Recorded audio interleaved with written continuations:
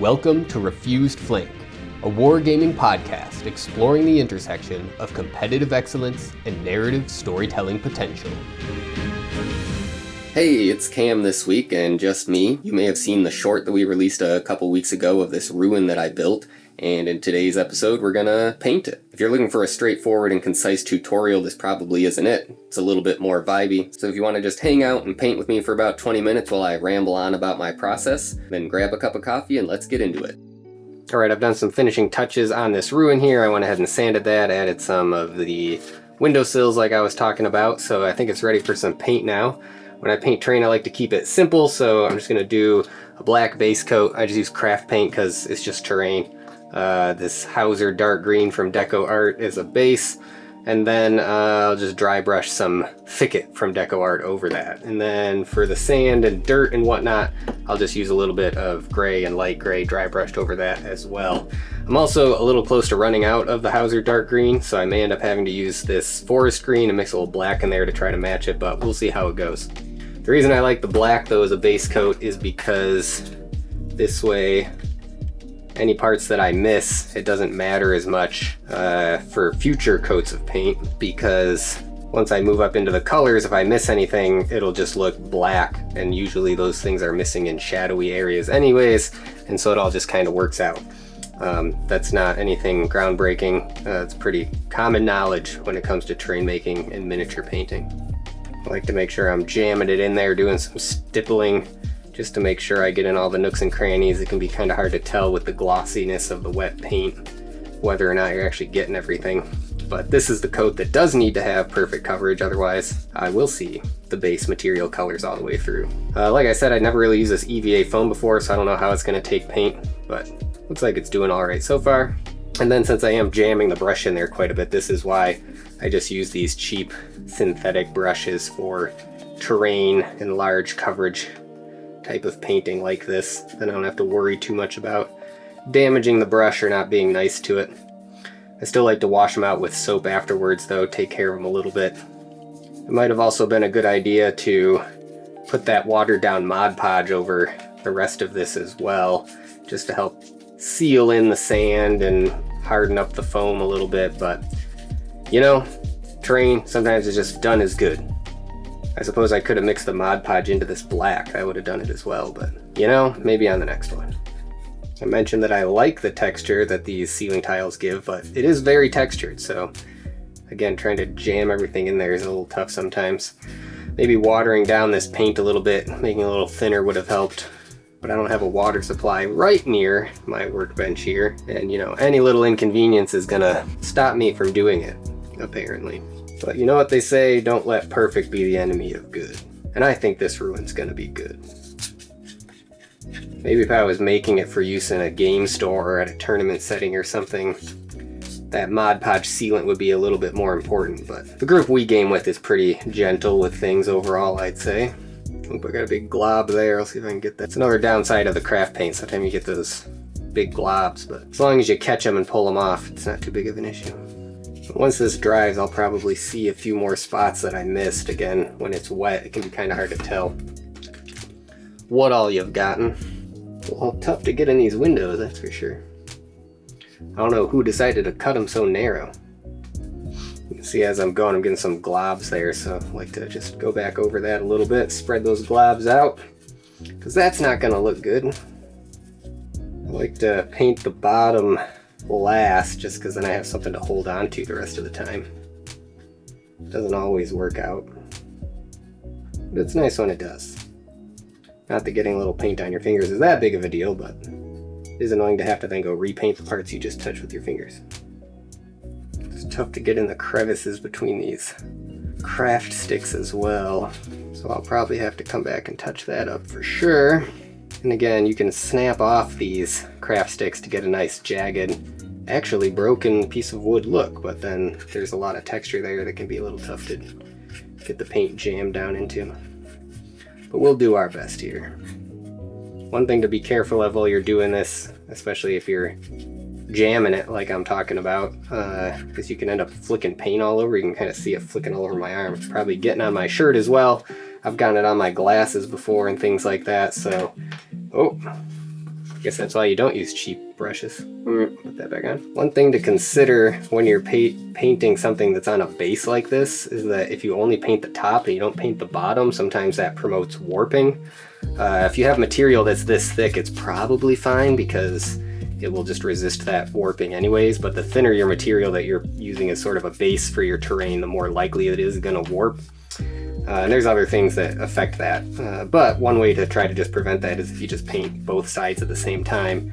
Then as the moisture leaves the paint and things dry out, it'll just be less susceptible to warping. So I'm going to go ahead and do that just as a matter of course, keep myself in the habit of doing it. But now I'm getting to the hard part where I'm running out of spots to hold on to.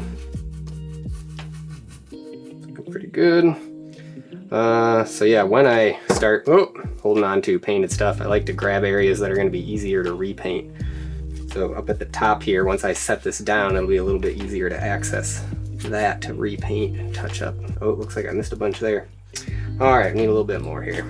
I like the look of these narrow windows, but man, they are tough to paint, or at least they're not quick to paint. Already starting to see these gaps now as things are drying a little bit.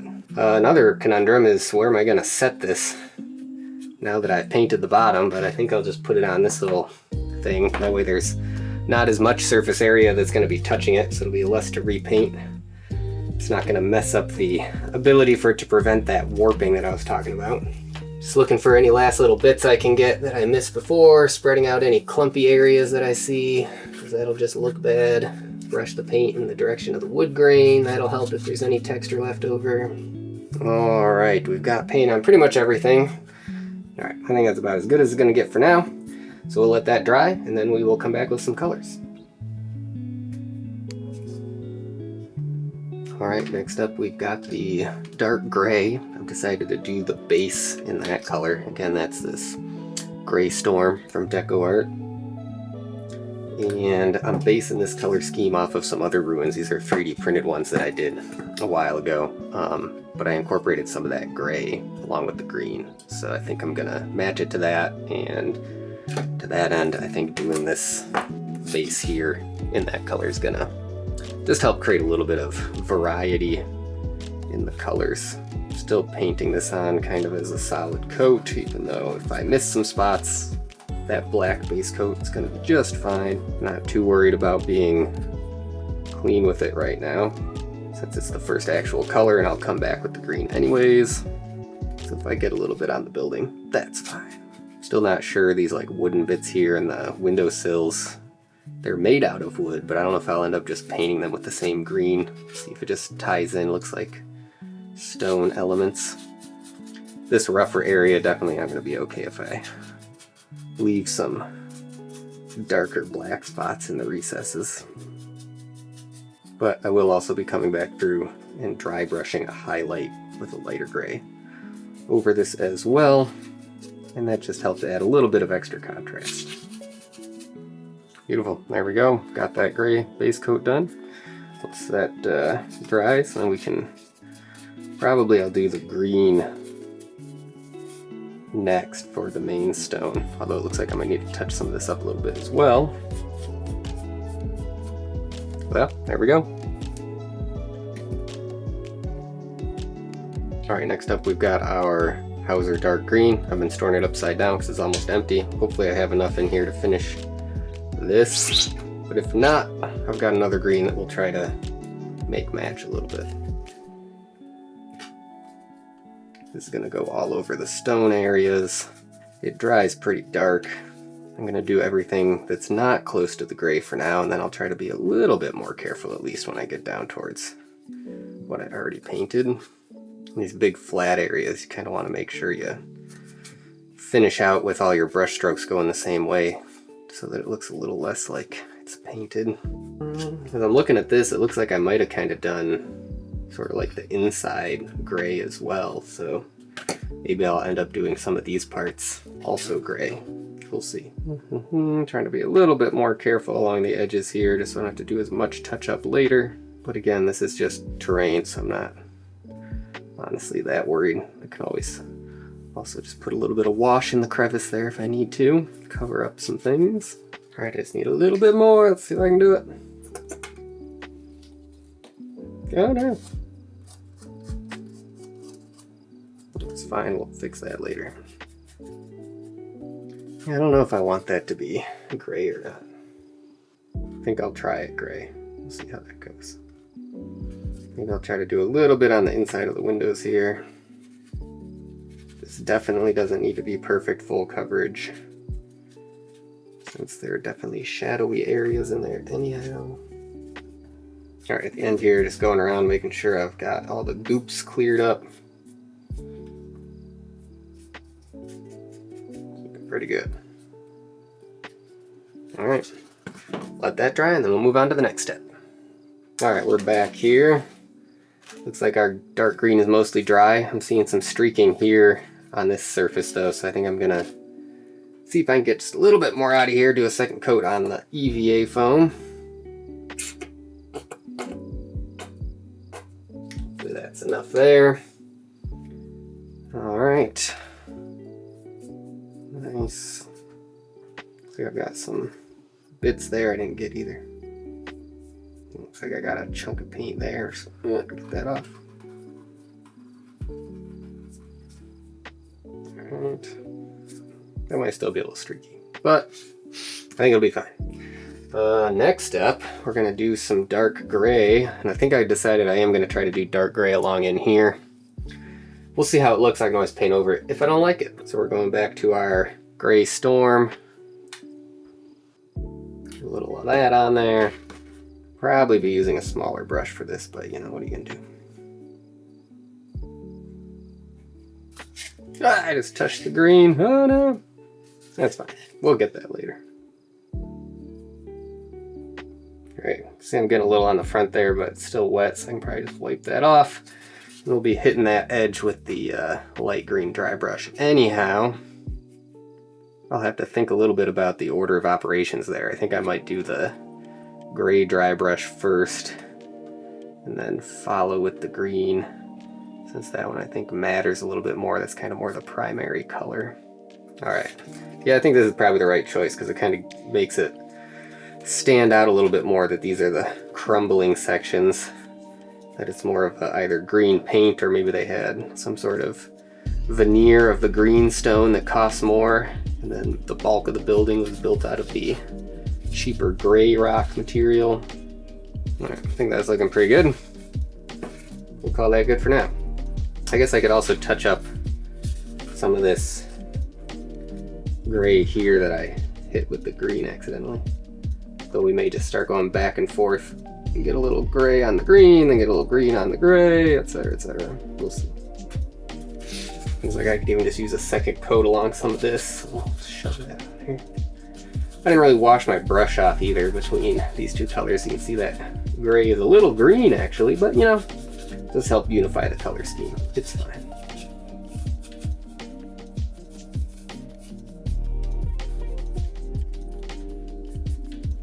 Beautiful. Alright, and then since this wood platform isn't really connected to much that I just painted, I'm going to go ahead and try and get that as well.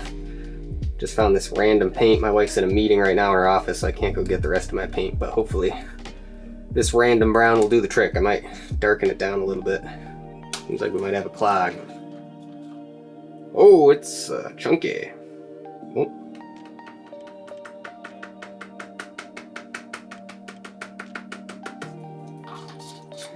Definitely think I'm going to want to add some black there, which will also help thin it out a little bit. That's probably plenty. And we don't want the like super clumpy stuff because that's gonna look bad. Yeah, something like that. Alright, let's see what we can do here. I want this to be a little bit darker because it's not the main feature. Whatever is sort of the brightest thing is gonna draw the eye, and I don't want this random wooden floor to draw the eye. The rest of the building is gonna be kind of on the darker side anyways. So making sure this stays a little bit darker is going to be helpful. And then I'm going to finish with some of these strokes just in line with the grain. That'll just help a little bit. Look a little less like it's painted. The bottom, I'm definitely less worried about perfect coverage because who's ever going to flip it over and look at it like this? And if they do, shame on them. And as with the rest of it, we'll definitely be doing a dry brush. We'll brighten it up a little bit, but this will make a really good base, I think. Alright, we're on to some dry brushing now. I'm going to start with the light gray, which this is called Rainy Day by Anita's All-Purpose Acrylic. And yeah, this will just help our gray stone pop a little bit. I'm using a different brush here too that's got a little bit more rounded of a tip there. Shouldn't need too much for this. Just get a little bit on there and then wipe it off mostly. I like to wipe it on my hand because it's easier to tell how much of it's done. As for the long-term health of my skin doing that, who knows? And then yeah, we can just brush some of that on there. I'm doing the gray first because I'm a little more interested in the light green being the more prominent thing, so if it ends up overlapping a little bit onto some of what should be the gray, I don't think I'll mind as much, but we'll see. The nice thing about painting is you can always go back and change things, so if you don't like it, you're not stuck forever. Pretty good. A little bit more going there. Nice. Alright. Do some of the base. As I'm looking at this, I can see probably I'm going to want a little bit more contrast by the end, so I might end up going back with a final pass of some washes just to add a little extra depth. Be a little dangerous on the front here, trying not to hit as much of the green, but we'll see what we can do. It's looking alright. Alright, and this is the hard part. Right along the edge, try not to get too much of the green. But again, since we're going back with the green next, it's not too big of a concern if we get a little bit. Perfect. Alright, there we go. Next step done. I find with dry brushing I can usually just roll right into the next thing on terrain because it dries pretty quickly. So next up I'm going to do this lighter green called Thicket from Deco Art. Same idea here. Got wiped off some more. Wonderful. Let's see how it's looking. Oh yeah, it's really making it pop now. Yeah, I'm probably going to want to do some washes on this as well. Maybe just to add a little extra color. Some of the other ruins and terrain that I've done in this color scheme have had some metal bits on them, and so I've been able to add some kind of like reddish copper metal looking elements, and I think that's really helped contrast the green, but there's not any of that on here. But maybe I can add some brown washes or something like that, could do a similar thing. Alright, it can be tough doing these big flat areas, so you definitely want to make sure you're going slow, don't have too much paint on your brush. Better to take a little longer, maybe have to do another pass than to accidentally make a giant splotch that you can't clean up easily. Like I mentioned, I haven't used this EVA foam before for really anything, so it's interesting to see how it's taken the paint, but it seems to be doing a pretty good job. It has a little bit of texture to it actually, which is nice, so it doesn't just look completely flat. A little bit in those window areas, but since they're so shadowy, I'm not too worried about it. One thing I'll have to decide is whether or not, if I do more of these buildings, do I want the whole city to kind of have this color scheme for the sake of a unifying vibe, or would it be more interesting to keep a similar tonal quality to everything, but maybe change it up, do some in more of like a blue, maybe even some reds, but all certainly a little more desaturated. I'll have to flip back through the Cityfight Codex and see if I can get some inspiration from there. That thing's a treasure trove. Alright, I'm feeling pretty good about that. Could definitely just call it done here. I mean, it's got 3 colors on it, so I think that's pretty good. But I'll come back, I'll do the dry brush on the wood as well, and then like I said, I might add some washes here and there just to spice it up a bit. Alright, we're going to try to do these last few steps kind of all together here. I've got a lighter brown so that we can do the highlights on the wood. Got some black and brown wash from Pro Acryl that we'll try to use to spice things up. And then I have this Vallejo oiled earth. We'll see if that does anything to give us some warm depth as well. I'm going to start with just the normal brown that we used earlier. See if any of it will come out this time. So since I mixed this with black in the first place, we should be able to get some decent highlights from it as a first step, and then I'll use that lighter brown just for the very edges where it's kind of snapped off, so it looks a little bit more like the inside of the wood, sort of an idea. Hopefully it's dried off enough. But here we go. One thing to watch out for while you're dry brushing is being a little too rough with it. I almost might break pieces off. I was just dry brushing a model that I had pinned the other day, and the pinned arm broke off. So that was no good. So just something to be on the lookout for. Corner there is a little tough. Now I'm getting it on the wall. Let's see if we can wipe some of that off. It's fine. Alright. Cool. And we don't really need any on the bottom, but we'll do just a quick blah blah blah blah blah. Just to say we did it. Alright, done with that. Clean that up a little bit. Now we're going to move on to some washes while we wait for that to dry a little bit. I think we'll start with just some, well, we'll start with the oiled earth, see what that does for us. Oiled earth seems like it separates a lot, so try to shake it till it doesn't look like there's anything settled on the bottom. Roll that on there. Then I've got a few different things I'm going to try here for this. Let's try this brush first. I don't want too much of it on there so it's running all over the place, but then I'm just going to try to hit some of these corners here. Ooh, I do like that contrast. It's maybe a bit much, so I'm just going to run my finger along there. Maybe this brush is a little bit too big for this job, but just give it some nice color depth. I like to put some on and then kind of use my finger to make it look a little more natural. Spread it around a little bit. Smudge it some. Yeah, I think this is doing what I wanted. I think it's apparently my camera's memory card filled up while I was in the middle of doing the layer of washes, so we're jumping straight to the end here. We won't see me put on the rest of that, but I ended up doing a little bit of a black wash along the bottom here just to create a little bit of a sense of it getting darker towards the bottom, and then similar with all the sand bits just to add another element of depth to it as well. But overall, I think it turned out pretty well. I'm pretty happy with it. I think it's going to fit in. It'd be cool maybe do some posters. I've seen people do that before. I think that'd be cool. That might be a nice way to gussy up this big flat corner a little bit as well. But yeah, I think it's going to work pretty well. I think I sized things nicely. Can fit a whole squad up there pretty easily, I would think. But there you go. One ruined building. Let us know in the comments if you'd like to see more ruins of this style built. We could maybe do an episode of building one from scratch.